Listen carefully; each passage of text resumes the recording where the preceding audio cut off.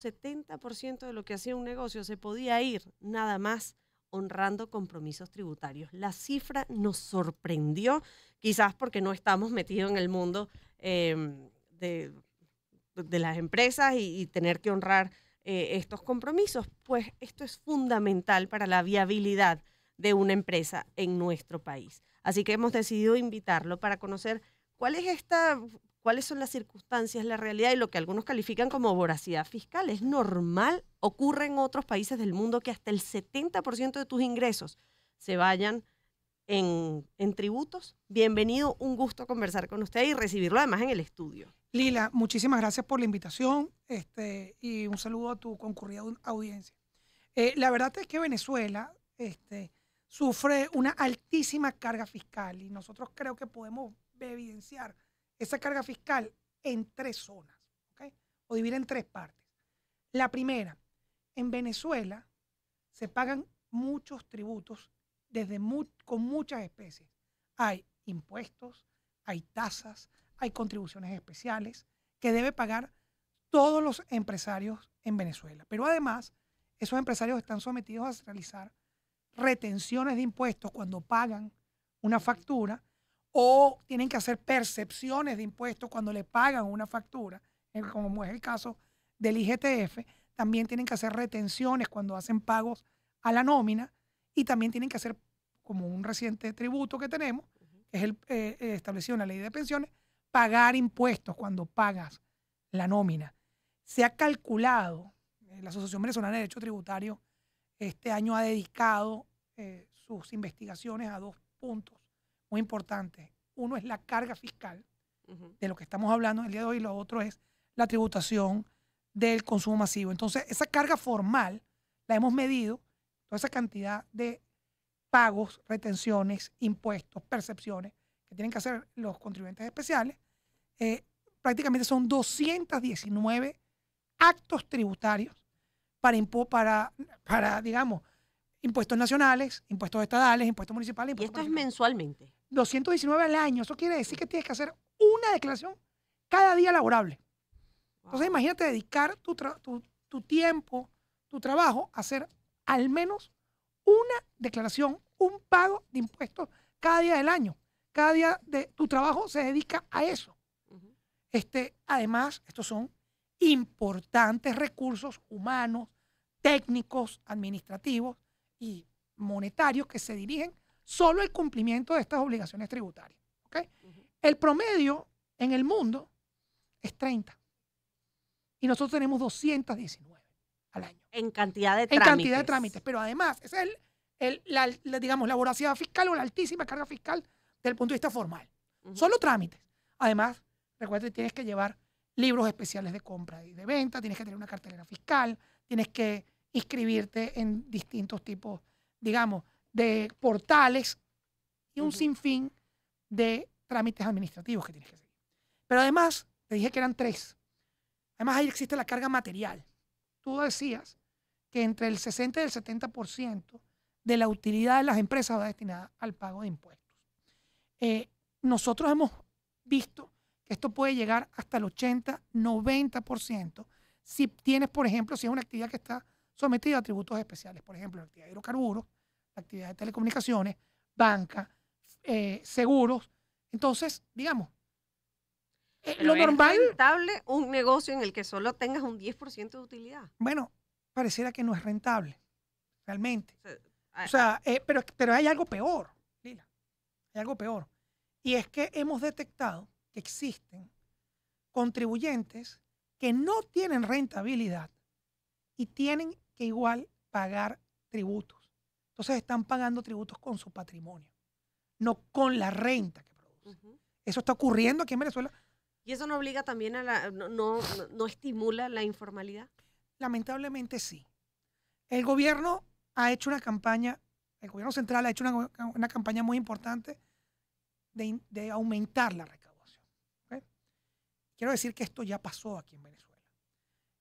El año pasado, las cifras de recaudación de la Administración Tributaria Nacional estimaba que en marzo del 2023 habían recaudado 530 millones de dólares. Son cifras dolarizadas. Este año, en ese mismo periodo, recaudó más de 1.000 millones de dólares. Eso es porque aumentó la productividad, creció el Producto Interno Bruto. No, es que ha habido más presión fiscal. Y lamentablemente, cuando hay una presión fiscal tan importante como aquí, se incentiva la informalidad. Y nosotros creemos que es allí un terreno muy fértil que tiene el Estado venezolano para arar y encontrar nuevas fuentes de aumento de la recaudación en los informales, en aquellas personas que están en negro, las que importan y se pasan la aduana, aquellas que no facturan, aquellas que no son formales. Ahí creemos que hay que hacer algo. Te decía que habían tres. La primera es una excesiva carga formal. ¿Qué cantidad de trámites tenemos que hacer para llevar los tributos? La carga material. La carga material, que en nuestra opinión llega a 80, y hay casos donde hay empresas que no tienen rentabilidad y pagan impuestos. Y la última es la distorsión. Venezuela pasó por la crisis económica más importante del siglo XXI en el mundo. Somos unos sobrevivientes de esa situación. Las causas no vale la pena comentarlas en este programa. Todos creo que la conocemos, la vivimos. Esa crisis económica que fue aumentada por la pandemia del COVID-19 genera unas distorsiones económicas. Imagínate tener que medir tu rentabilidad y tus costos con una inflación que se mide en millones de millones en términos porcentuales, donde el bolívar prácticamente perdió, producto de la hiperinflación, sus funciones monetarias. Ya la gente no pensaba en bolívares. Sí. Ya la gente sigue sin pensar en bolívares. Claro, es cierto que se ha recuperado el bolívar como medio de pago, ¿ok? Funciona hoy en día como medio de pago, pero no tiene una mayor reserva. Como medio de pago, pero la referencia, es decir, el precio. Nadie te da un precio en bolívares. Correcto. Por lo general te dan el precio en dólares. ¿Y sabes qué ha pasado? Aunque pagues en bolívares. Claro, ¿y sabes qué ha pasado con esa dolarización transaccional que tiene efectos tributarios en este tercer renglón, que son las distorsiones? Que el dólar no se comporta en Venezuela como se comporta en Panamá, en Ecuador o en el mismo Estados Unidos. Y aquí el dólar de enero compra muchas cosas más que el dólar de diciembre. Sí. Entonces, si usted cree que una empresa, por tener dólares o por facturar en dólares, está teniendo una rentabilidad adicional, es mentira. Ese dólar que tú cobraste en enero y lo mantuviste hasta diciembre, perdió valor. Ahora, mencionabas la diferencia que hay, sobre todo en la cantidad de trámites, de más de 200, cuando en la región el promedio es 30. Sí. ¿Cómo hacen? Es decir, porque además estamos hablando de países en los que la recaudación tributaria es importante en el presupuesto. Por supuesto que sí.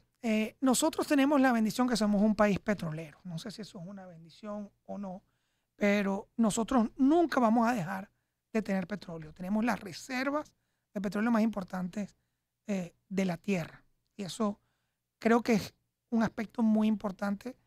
Y creemos que el aumento en la economía, el aumento en la productividad de las empresas, producto, por ejemplo, de la explotación petrolera, puede generar mayores ingresos sin necesidad de tener una tributación tan distorsionada, tan llena de trámites y tan llena de... Nosotros aquí, te decía, tenemos retenciones, tenemos percepciones, tenemos anticipos. Eso se justificaba quizás en algún momento donde la recaudación está baja, pero hoy en día con una gran recaudación, imprimiendo, poniendo todo el empeño en que crezca la economía, se va a poder recaudar más. No, existe lo que llaman la curva de Laffer. Laffer es un economista americano muy connotado que estableció que en la medida en que en los países en donde las tasas de tributación aumentaban, es decir, mayores cargas tributarias, la carga material aumentaba, la recaudación llegaba a un momento en que comenzaba a bajar. Quizás comenzaba a bajar porque la gente no tenía el incentivo de ir a buscar el dinero a través de insertarse en en la economía formal. Bueno, y quizás porque además esta es una sección que estamos dedicando justamente a la ruta de emprendimiento. Correcto. Y cómo estas ideas pueden materializarse y hacerse formales. Y esta quizás es una piedra de tranca. Cuando estas personas que tienen la idea logran recaudar el capital, se consiguen con que quizás la viabilidad de esa idea en términos de tributos no es tan viable como habían planteado inicialmente. Sí, yo creo, y es un mensaje que le damos a todos los emprendedores y a todos los empresarios del país. La solución no es evadir. La solución no es irse al negro. La solución no es irse a la informalidad.